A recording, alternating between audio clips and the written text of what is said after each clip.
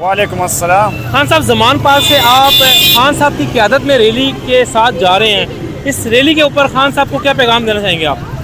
ये रैली ऐसे कि है सुप्रीम कोर्ट के लिए, ठीक है। सुप्रीम कोर्ट को, जज साहब को मैं ये कहता हूँ कि आप इस फैसले इसके बाद करना, आप हवाम नहीं निकलिए। जब हवाम निकलेगा तो फिर आपने फैसला करना कि पूरा पाकिस्तान आपके साथ खड़ा है या नहीं, ठीक है।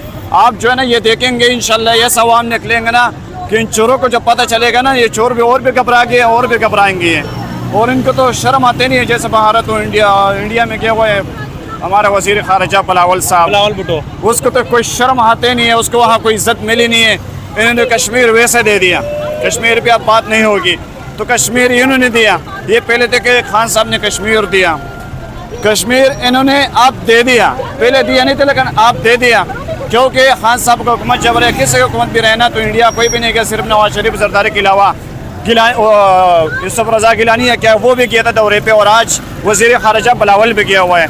तो इंशाल्लाह ये पूरा पाकिस्तान सुप्रीम कोर्ट के साथ खड़े हैं और इंशाल्लाह खड़े रहेंगे, शाना बशाना खड़े रहेंगे। और खान साहब आपको जो है ना हम वेलकम कहते हैं, इंशाल्लाह बाहर आए और आपको पता चलेगा आपके साथ पूरा पाकिस्तान खड़ा हुआ इस टाइम। पाकिस्तान जिंदाबाद।